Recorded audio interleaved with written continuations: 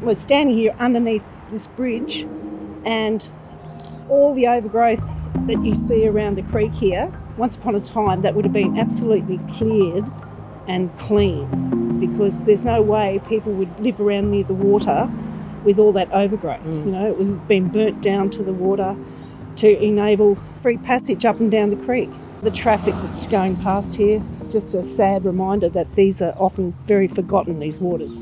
And they're either concreted in or drains made out of them, but they're all natural waterways that people lived around and relied on.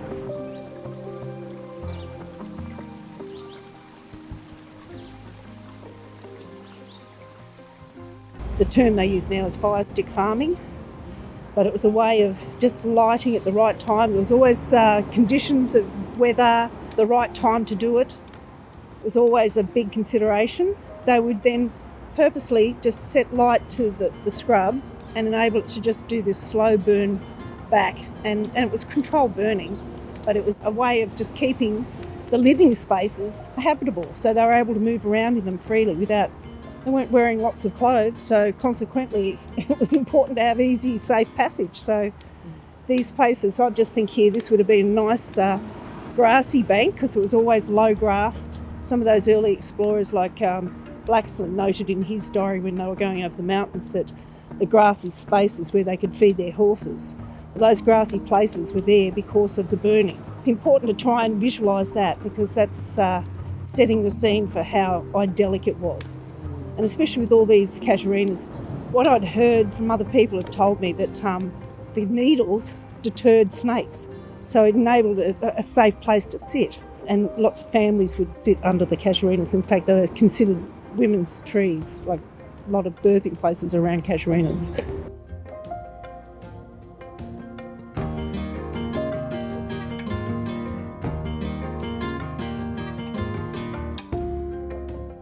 And as we're learning, we're finding out more and more the interconnections.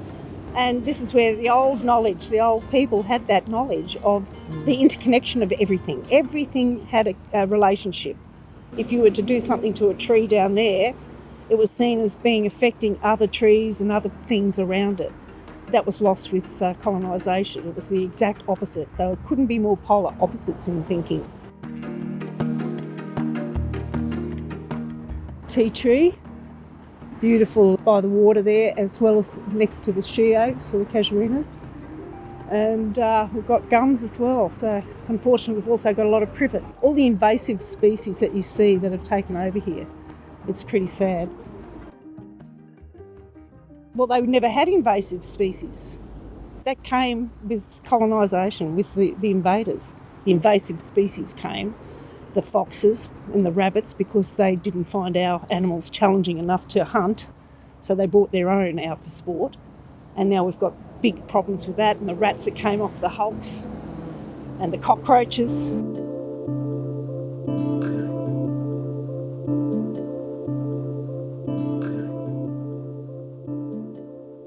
Things I've learned since looking into Prospect Hill, which is known as Marong by the Dharug. We know it to be a very significant place because it's a lookout.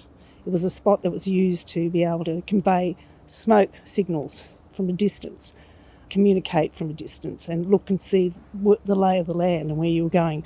And we know that with others that came after, that came from overseas, they came in and they also used that place as a landmark as well because it was one of the highest points here. And you could see a 360, you could get a 360 all around on the Cumberland Plains. The mountains and here were created through the basalt is a volcanic rock. We know that the residue that we see on the top of Prospect Hill is rich in minerals, and that's why it was initially quarried, and still quite extensively, because of the wide range of minerals. And I was only looking at some information last night and was talking even gold and copper and all sorts of things have been found there. It's so invisible in the suburb because it's an industrial area. Yeah, I can hear you. He's talking. Pemoy. Yeah, Budawagan. Yeah, black crow is flying over.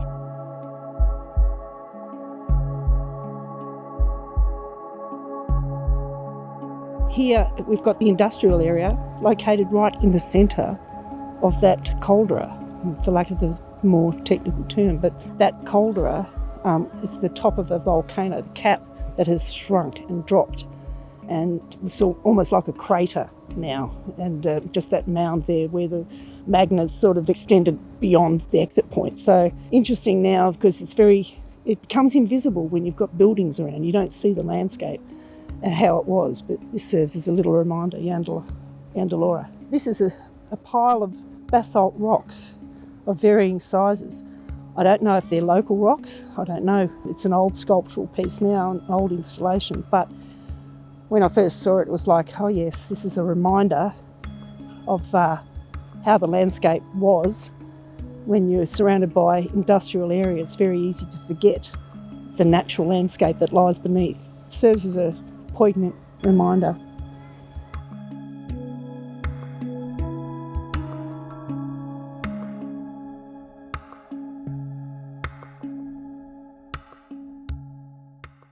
It's a funny thing when you look around now in these green spaces, because the prevalence of the invasive species that's now just taken over and grown huge overgrowth over the top of all the natives.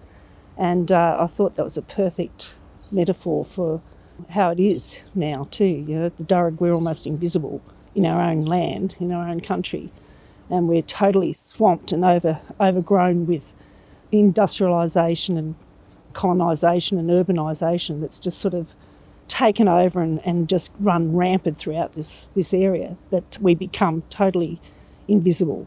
And I guess that's why it's important. I feel I have a responsibility as a Dharug person to be able to speak out and remind people of how it once was here, because when they first arrived, 1788, when the boats first came in, was when everything changed very, very quickly, very dramatically. We know that within a couple of years that this tank stream they were reliant on in Sydney Harbour was polluted within a couple of years, because all the industries were built along the waterways. And we're standing here now along Prospect Creek in the middle of an industrial park, and it's very evident that that's still happening. Once upon a time it was pristine, clear, clean water.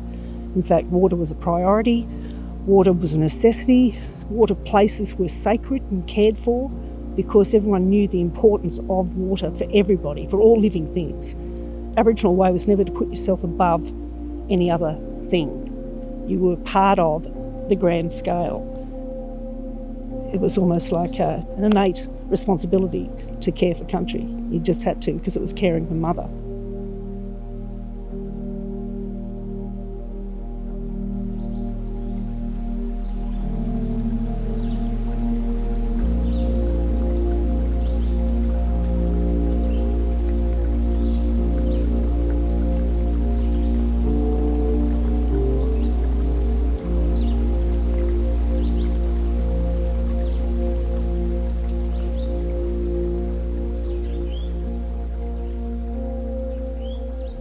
I was lucky enough to be given a position, my first teaching position, in the middle of Kakadu National Park in Jabiru, which is a uranium mining town, which horrified me.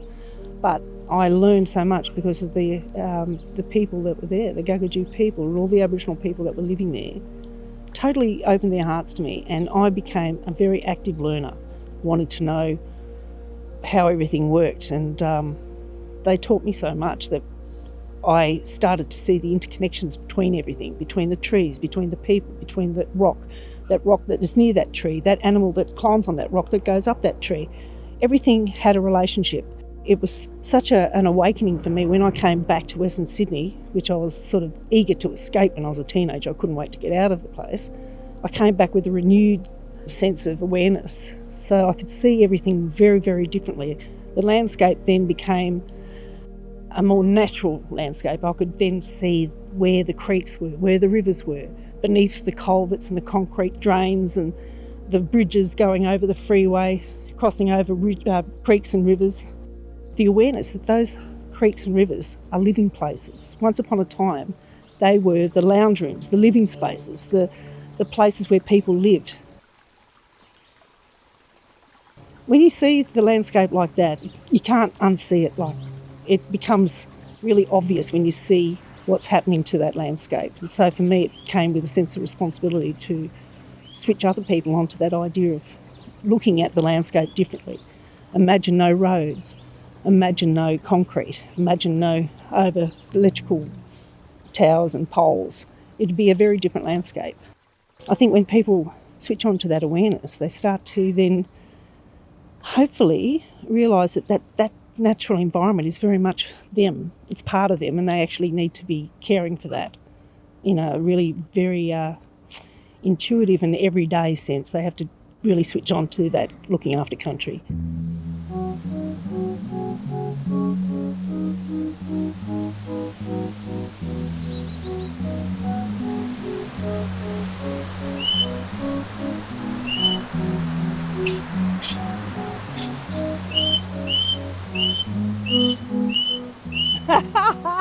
Guriale. Yeah, that is our generic word for parrot.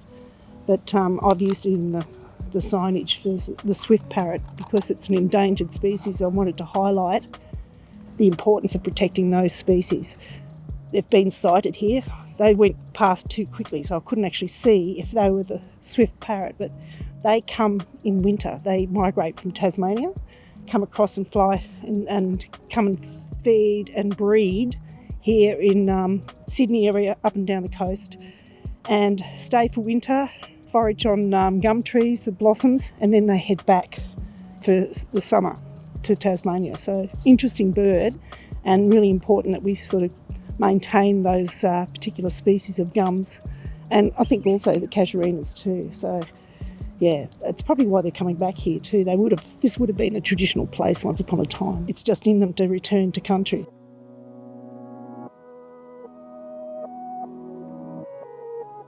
We're further along now, heading towards the Cumberland Highway, and we've just come into a little stand of trees here, and we've got the Watangulli, which is the wattle, and we've got the black wattle, and we've also got lots of parrots here, or the guriale. They're quite prevalent at the moment. It's beautiful to see. So it's just sort of reinforcing what we've been talking about earlier. Here is the sickle wattle as well. So we've got the seeds there of that and the blossoms of the black wattle. So it's beautiful. And that's what brings the birds. Wattles are medicine, but they're also, different wattles do different things. They're used for tools and for weaponry, where they often cut out boomerangs as well from the black wattle, I think. But the seeds as well are used to eat, make into little johnny cakes. They put them into flour. Even today they use them in contemporary cooking. It's quite prevalent when you go through the bush, and you've got different wattles too, some that come out in spring, some that come out in summer, and then you've got winter wattles as well that will signify the beginning of winter. So they're an indicator plant for sure.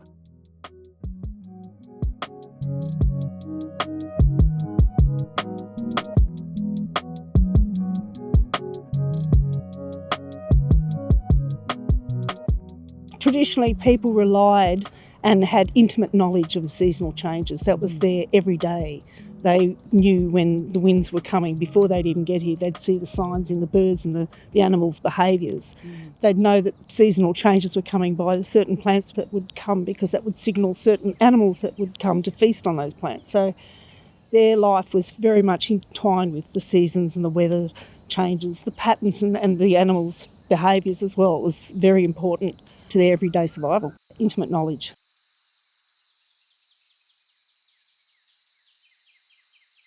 Ironbark also is another prevalent tree that grows throughout this area, this region, all along the Cumberland Plains, but all along this area, Prospect Creek, Duck Creek, all those particular places here. Ironbark we use for weapons and for tools, because it's a very strong wood. Of course, that's also why they were also used for railway sleepers. So it's nice to see some of the older trees are still here. Oh, it's tall and straight, and it's got that deeply fissured bark that's specifically an ironbark. You can tell straight away. And the leaves have got that sickle shape as well.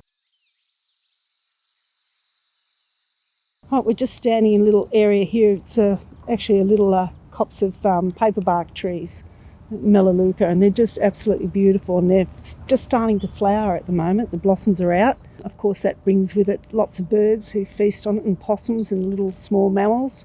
that enjoy the nectar that comes off that. And we can actually smell those flowers. They're quite a heavy scent of the paperbark trees. So they're here.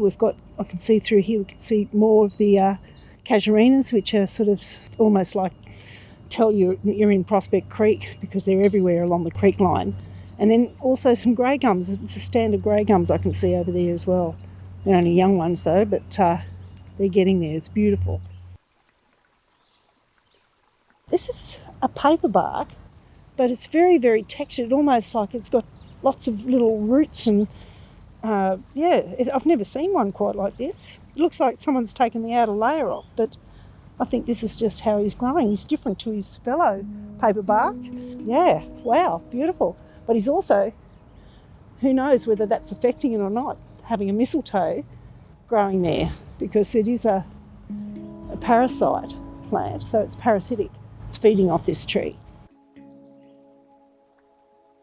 A mistletoe is a native plant and it grows all throughout Australia in different forms, but still recognisably, I don't know the technical scientific term for it. It actually has to go through the body of a mistletoe bird to be able to be planted. The bird lands in the tree, and of course, after the seeds are dropped in that branch, they then take off and grow and feed on the host tree. In a weird way, when you look at them, they alter a little bit in shape, whichever tree they're on. They try to adapt and become almost like the host tree. They become almost disguised sometimes. But yeah, it's also strong medicine too. I think it's used for like stomach complaints and things like that. So, and you can eat the seeds. Someone told me that Melaleuca is Latin for black and white. And it was named by Banks when they first arrived because they'd been burning. He didn't realise, he just saw black and white. And that's where the name Melaleuca came from. Just an interesting thing because, it would be charred on the outside, but the paperbark was actually widely used by Aboriginal people for shrouds, for birthing mats, for sleeping. I've actually slept on paperbark. It's very comfortable. This is a mahogany. I just ID'd it. Looking up the top, you can see, look at the bifoliate leaves, how they're growing. This is one of the remnants of the old trees that used to grow around here. Apparently there were a lot of mahogany trees. And the mahogany, again, was a timber that was desired, and so a lot of them got cut down as well. But traditionally they were used also for cutting out shields and coolamons as well. That was a good find.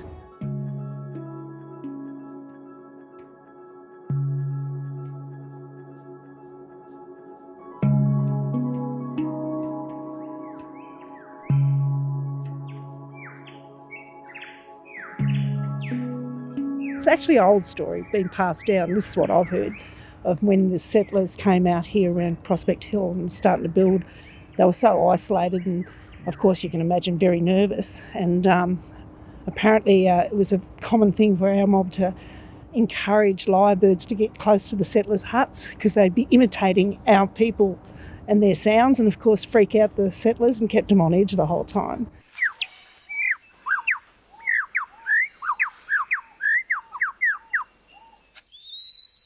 They were actually in a place where they shouldn't have been because it was considered quite a sacred place, Prospect Hill, or Marong as we call it.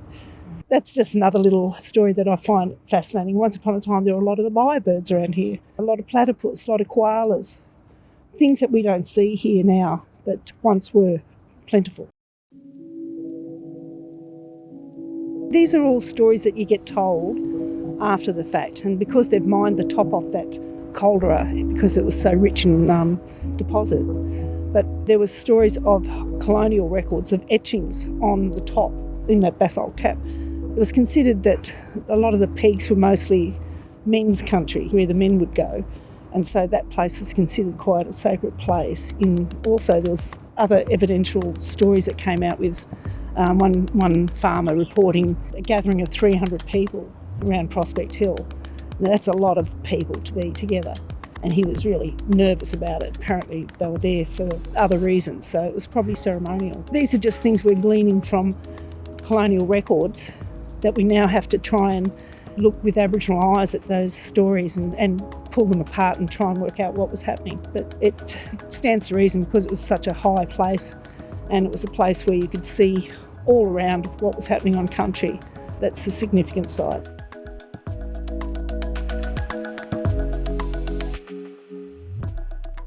A lot of the roads here that we have now, the highways and the main roads, would have been walking tracks and they would have been song lines. Song lines crisscross all over this country. We just know that there are places and there are connections of sites that we come across. It was like a mapping. You were able to follow across country by singing songs that helped you find your way. And you use the sky as well, the stars at night. Significant places where water was, you had to know country so well, and songlines were a way of knowing that country, reinforcing that track, reinforcing those connections as well.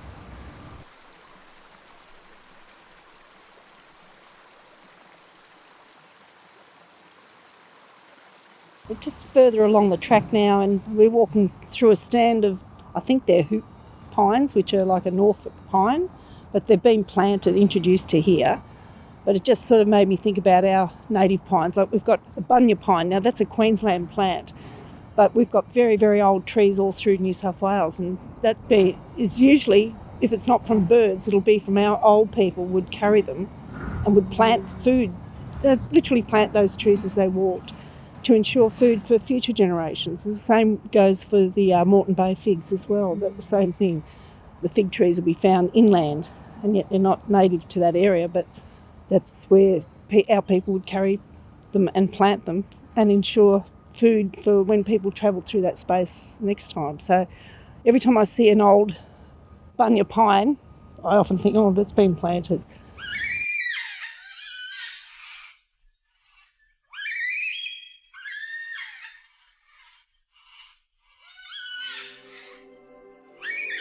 So I was mentioning before with the glossy black cockatoo, that's an endangered species now. And that's because a lot of their habitat's been removed. They rely heavily on a particular casuarina plant. Now, casuarina plants, unfortunately, are very flammable, so with our bushfire seasons, they've removed a lot of the stands of casuarinas, especially when they're close to residential areas. And with that, of course, we lose our birds that feast on, particularly on those trees. So I think it's the aloe casuarina is the name of the specific casuarina that these glossy blacks feed on. They lay one egg a year, so of course they don't have a lot of stock to replenish as such, so we don't have as many of those birds anymore. It's a bit sad, but I think if people are aware of that, you need to keep some of those casuarina trees. It's important because they actually feed a lot of our birds. There's so many different types of casuarinas too, so I don't know if this applies to all of them, but they are a male and a female plant, and you'll see the male plants have got the long ends on the branches that are coloured ends, and then the females have got the nuts, the big casuarina nuts that originally start with tiny little beautiful red flowers, like a little pom-pom flower. You easily walk past it and not see those. If you're an observant person, you'll see those flowers, and you look at those and you know that they're going to become one of those big nuts that those birds just love to feast on. People may not realise, as much as they don't like the nanangi, the fruit bat. The fruit bat is actually a very important pollinator, and particularly night plants. Apparently there's particular plants that really flower and bloom mostly at night time, and they're the ones that rely on the bats as pollinators. And so as much as people get annoyed with bats, they're actually one of our most important pollinators.